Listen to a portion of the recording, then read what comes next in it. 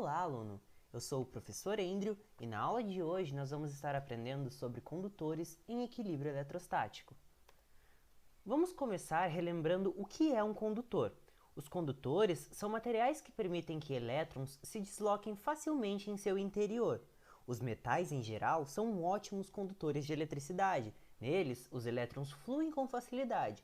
Por isso, o cobre, o alumínio e o estanho costumam ser empregados na fabricação de fios elétricos. No interior de um condutor sólido, existem elétrons livres que estão em movimento caótico, como na figura. Ao submeter tal condutor a uma diferença de potencial, ou seja, a uma tensão, esses elétrons livres passam a se movimentar no mesmo sentido. Aqui nós temos o mesmo condutor, porém agora ele está submetido a uma fonte de tensão. Nós podemos observar que os elétrons não mais estão em movimento caótico, mas vão do polo negativo em direção ao polo positivo.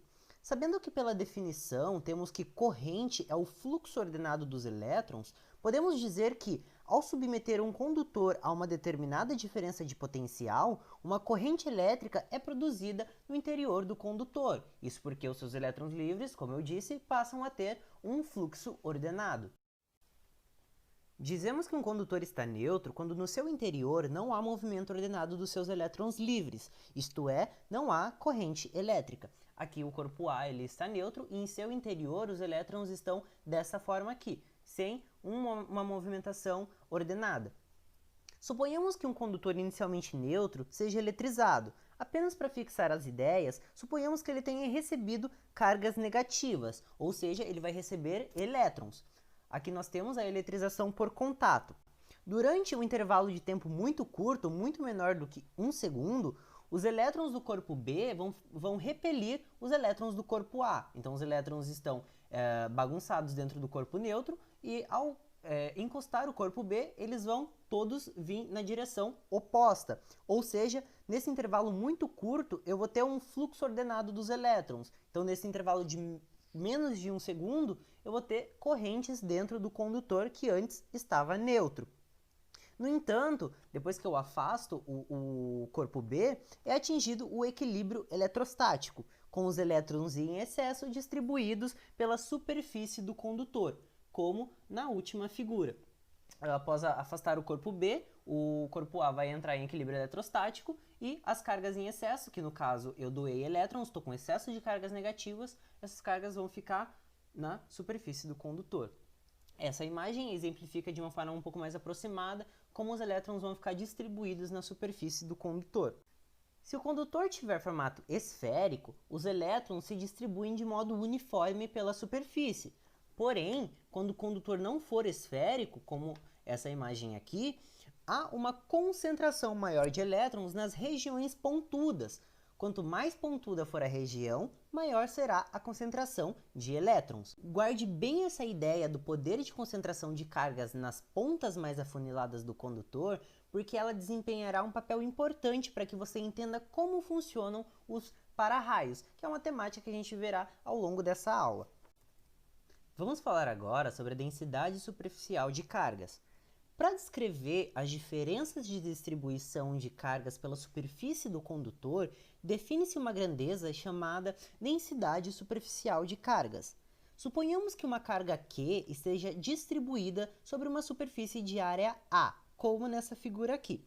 A densidade superficial média de cargas nessa superfície é definida por sigma igual a Q sobre A, onde sigma é a densidade em um ponto, Q é a carga distribuída nesse ponto e A é a área que a gente está analisando, sendo que Q é expresso em Coulomb, A em metros quadrados e o sigma em Coulomb por metro ao quadrado. A densidade num ponto, ou seja, o sigma, é definido considerando uma superfície de área muito pequena contida nesse ponto. Se a distribuição de carga for uniforme, a densidade de carga será constante em toda a superfície, como por exemplo no condutor perfeitamente esférico, como vimos anteriormente.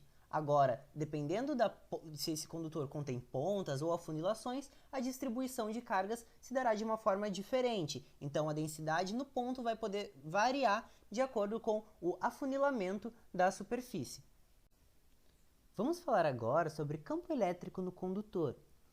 Ao falar de campo elétrico em um condutor em equilíbrio eletrostático, existem três situações a serem analisadas: o campo elétrico no interior do condutor, na sua superfície e num ponto externo ao condutor.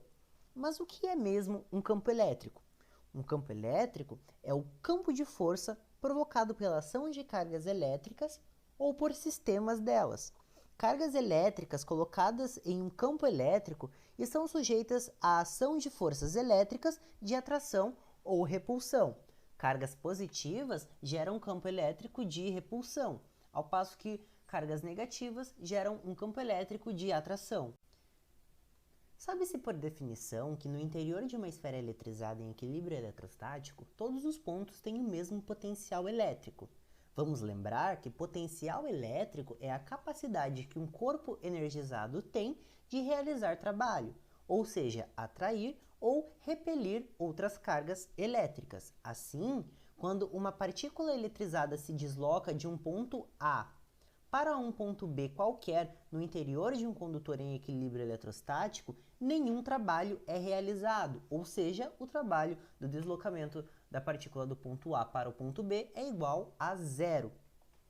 Lembrando da equação que diz que o trabalho realizado por uma força elétrica equivale à quantidade de carga da partícula eletrizada vezes a diferença de potencial, vamos ter a seguinte expressão, que é a quantidade de carga da partícula eletrizada, vezes VA menos VB, que é a diferença de potencial do ponto A para o ponto B, igual ao trabalho.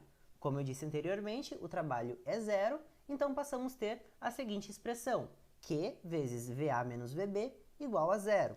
Nós podemos passar o Q, que é a quantidade de carga da partícula eletrizada, para o outro lado da expressão, assim ele vai ficar no denominador, e nós teremos a seguinte expressão, VA menos VB igual a zero sobre Q. Zero sobre qualquer coisa é igual a zero. Então, nós teremos que a diferença de potencial é igual a zero. Passando o VB para o outro lado da equação, temos que VA é igual a VB, ou seja, o potencial elétrico no interior de um condutor em equilíbrio eletrostático é o mesmo em qualquer um dos pontos, ou seja, o potencial elétrico no ponto A é igual ao potencial elétrico no ponto B, que é igual ao potencial elétrico em um ponto C qualquer no interior desse condutor, seja aqui, aqui, aqui ou aqui. Ao lembrarmos que o campo elétrico equivale à diferença de potencial entre dois pontos, dividido pela distância entre esses pontos, temos a seguinte equação, onde E equivale ao campo elétrico, é igual a VA menos VB, que é a diferença de potencial, dividido por D, que é a distância entre o ponto A e o ponto B. Lembrando que anteriormente a gente viu que no interior de um condutor em equilíbrio eletrostático, o potencial elétrico no ponto A é igual ao potencial elétrico no ponto B, temos que VA menos VB é igual a zero.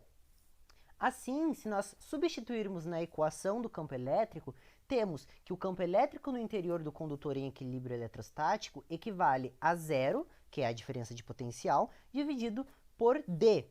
Dessa forma, tendo zero dividido por qualquer outro número, nós temos que E é igual a zero. Assim, nós podemos dizer que o campo elétrico no interior de um condutor em equilíbrio eletrostático é nulo, ou seja, não há campo elétrico no interior desse condutor.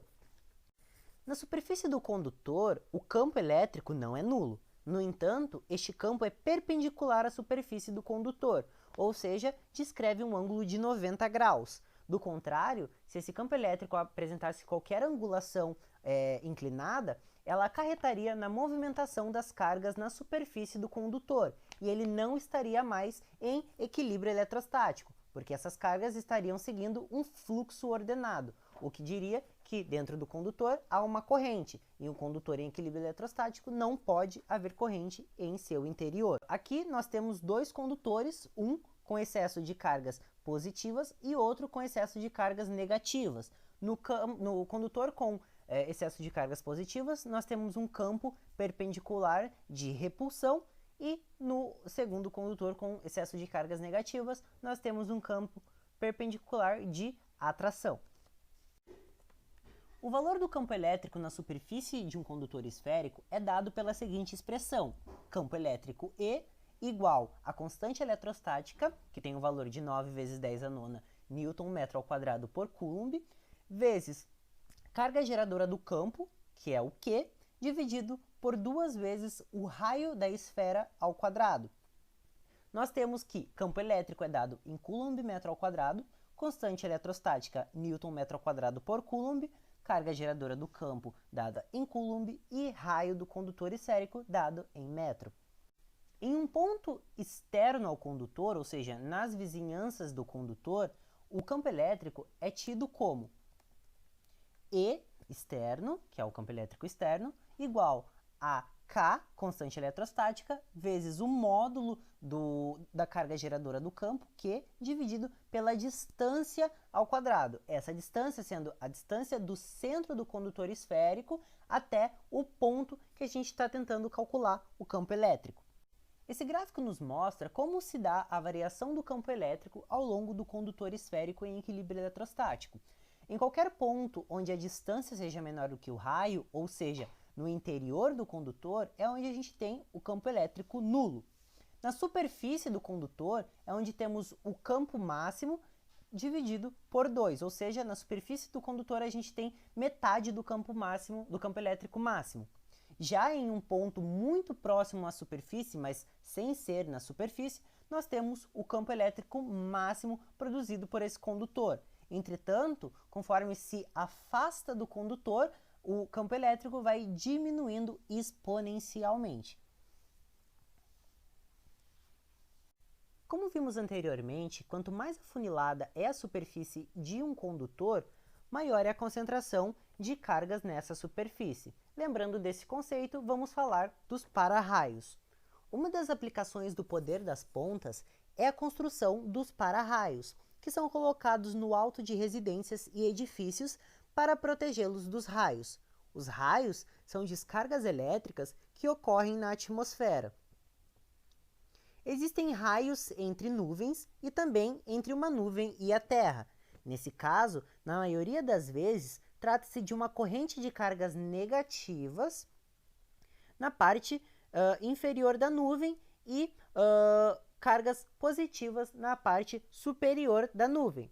As cargas negativas na parte inferior da nuvem induzem cargas positivas no solo, formando-se um campo elétrico entre a nuvem e o solo. Quando esse campo elétrico é suficientemente intenso, produz a ionização das moléculas do ar, ocasionando então uma descarga, ou seja, um raio. Essa descarga é facilitada se sobre o solo houver corpos condutores pontudos, como por exemplo, árvores, pessoas ou edifícios, devido ao poder das pontas. É por esse motivo que durante uma tempestade não devemos nos abrigar sob uma árvore. Devemos também evitar ficar de pé em lugares descampados, onde não haja outros condutores pontudos, mais altos do que nós. Um para-raios é uma haste metálica cuja extremidade superior possui pontas. Assim, quando colocado no alto de um edifício, faz com que as descargas elétricas vindas do céu se deem preferencialmente através dele. Essa descarga é levada até a terra através de um fio metálico que liga o para-raio ao solo. Esse fio passa por hastes metálicas na lateral do edifício, para que o fio não entre em contato com o edifício, podendo causar algum tipo de acidente. A propriedade de ter um campo elétrico nulo no interior de um condutor em equilíbrio eletrostático também é válido para um condutor oco. Assim, qualquer corpo que seja colocado no interior de um condutor oco não vai sofrer efeitos de descargas elétricas vindas da parte externa. Dizemos que o condutor oco estabelece uma blindagem eletrostática em torno do corpo colocado em seu interior. O primeiro a destacar isso foi o grande físico inglês Michael Faraday, que nasceu em 1791 e faleceu em 1867. Ele construiu uma gaiola feita com tela metálica e colocada sob superfícies isolantes, como essa imagem aqui. Ele se colocou então dentro dessa gaiola e a seguir pediu que os seus auxiliares eletrizassem a mesma. Ele realizou então diversos experimentos elétricos para mostrar que ele não era afetado pelas cargas elétricas quando estava no interior dessa gaiola. Chegamos então ao final dessa aula. Eu espero que vocês tenham aproveitado ao máximo o conteúdo e tenham conseguido entender as ideias gerais a respeito dos condutores em equilíbrio eletrostático. Na descrição do vídeo existe um link no qual vocês podem acessar e encontrar uma lista com alguns exercícios para fixação daquilo que foi discutido nessa videoaula. Obrigado pela atenção e até logo!